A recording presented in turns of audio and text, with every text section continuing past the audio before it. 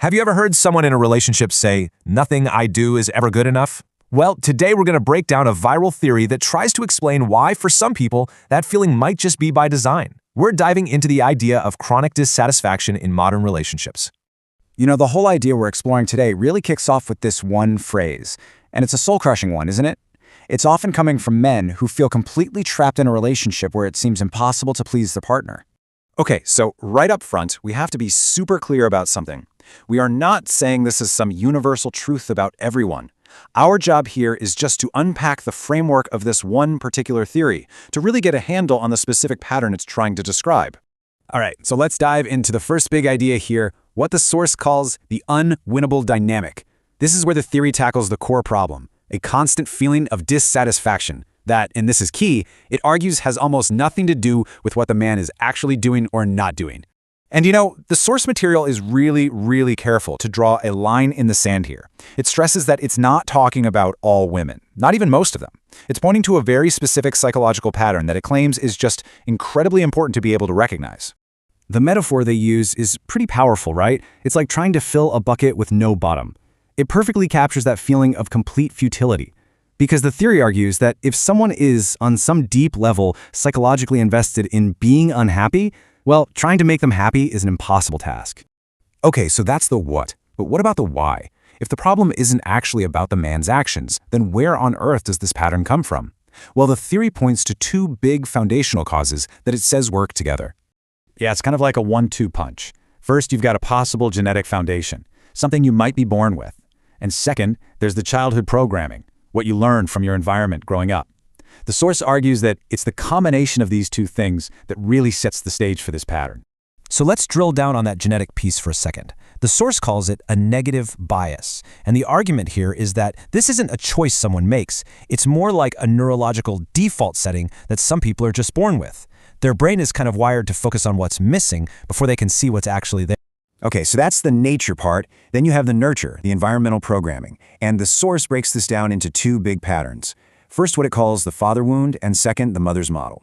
The whole idea here is that these childhood experiences create a kind of blueprint for relationships. And then, without even realizing it, a person might try to recreate those same familiar, often unhappy dynamics later in life.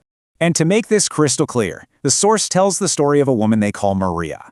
Now, consciously, Maria wanted nothing more than a happy marriage. But she found herself repeating the exact same critical patterns she learned from her mother.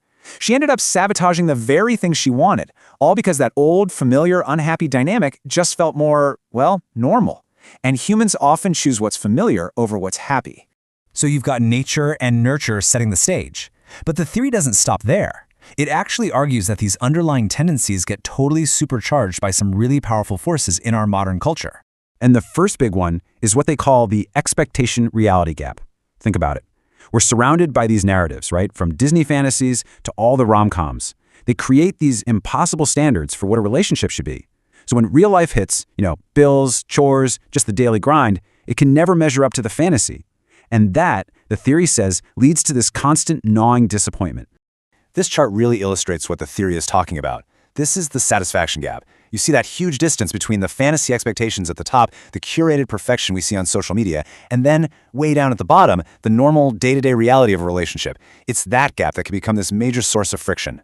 And oh man, does social media just pour gasoline on this fire? According to the theory, it weaponizes that gap. You're constantly scrolling through everyone else's highlight reel, the perfect proposals, the exotic vacations, the surprise gifts, and seeing all of that can make your own perfectly normal good life feel, well, just not good enough. All right, now we're getting to a really core psychological piece of this whole theory. It's a pattern that the source claims causes a woman to, often completely unintentionally, destroy the very things she thought she wanted more than anything.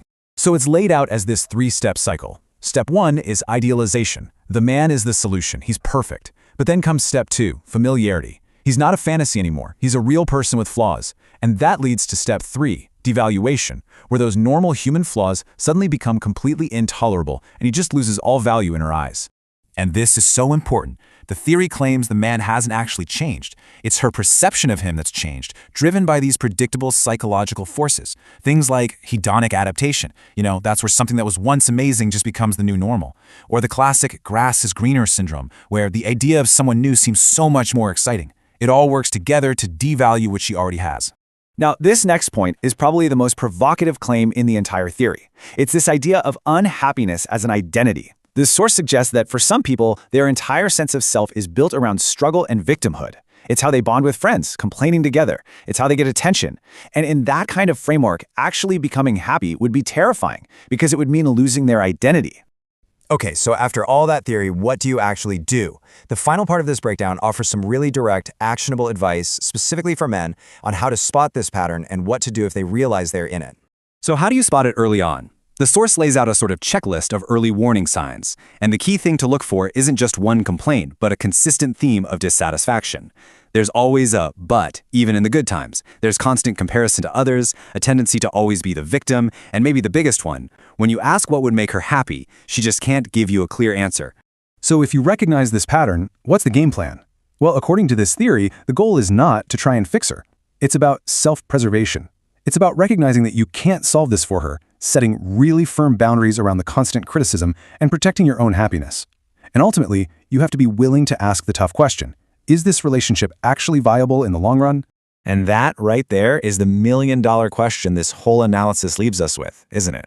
The source presents it all as pattern recognition. But in the real world, how do you tell the difference between a genuinely destructive pattern and just a partner having a tough time or having a legitimate complaint? That line is incredibly fine, and it really forces you to think about the messy, complicated reality of any human relationship.